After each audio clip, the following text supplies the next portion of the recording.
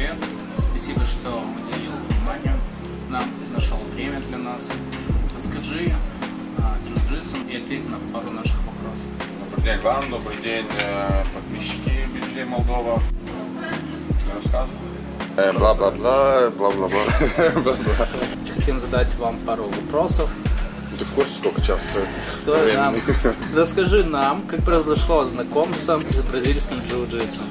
С джиу-джитсу я познакомился, я занимался боксом, просто случайно на компе шел UFC и выступал BJ Penn. И он выиграл в партере, я уже не помню, на что он выиграл, но что-то было, сабмишн был какой-то.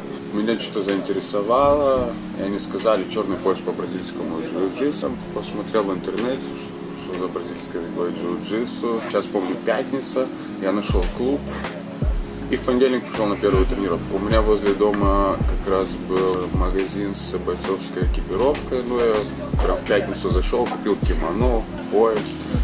Я ему позвонил, спросил, что нужно. Мне сказали, кимоно нужно, пояс, приходите в понедельник.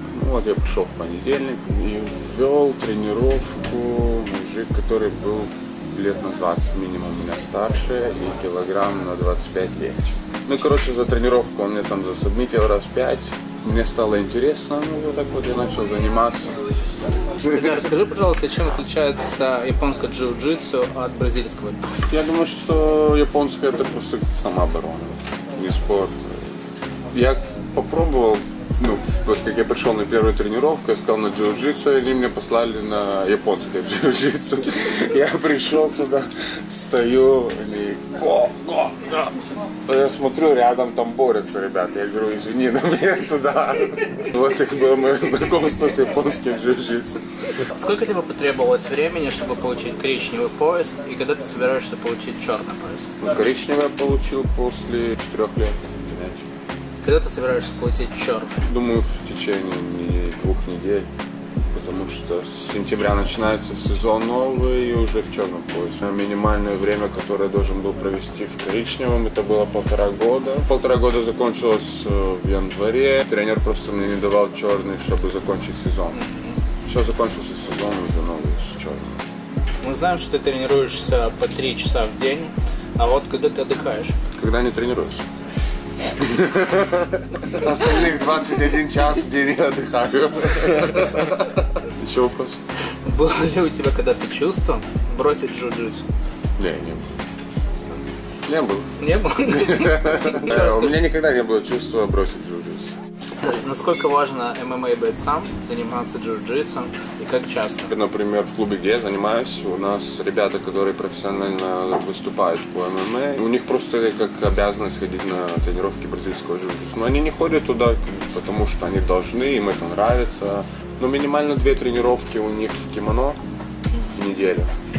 2-3 тренировки по грекам. Кто из звезд UFC занимается джиу-джитсу?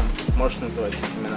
Конечно, Дэмиан Майя. Один из самых опасных бойцов в партере, которые дерутся в UFC сейчас. Какие бы советы ты мог дать начинающим спортсменам? Не заморачивать, главное, голову ничем, просто приходить тренироваться. Тренироваться. А что бы ты посоветовал начинающим спортсменам, чтобы они не боялись бороться? Что им нужно делать для этого? Главное приходить на тренировку без эго. Эго оставлять за дверями. И не стараться там, если даже человек, который лучше вас, занимается дольше вас и выходит на сабмишн, это просто не стараться через силу там вылезти, получать травмы, постучать и продолжать дальше бороться. Насколько важно спортсмену выступать на любительских соревнованиях и как часто? Я скажу про себя, например, я думаю, что соревнования – это та вещь, которая вас будет постоянно поднимать наверх. На тренировках вы такого не получите, потому что, более-менее на тренировках каждый знает друг друга, а на соревнованиях вы боретесь с человеком, которого вы видите первый раз. Вы не знаете, что он умеет, он не знает, что вы умеете. Во-вторых, и адреналин, и все. Я считаю, что соревнования – это обязательная часть. Насколько важно ходить в другие клубы, спорткомплексы, и также проводить совместные тренировки? Я объездил кучу стран и везде старался остаться и после соревнований на пару дней и потренироваться в разных клубах. Это тоже повышает очень ваш уровень вашего роста. И, во-первых, во-вторых, вы найдете постоянно для себя что-то новое.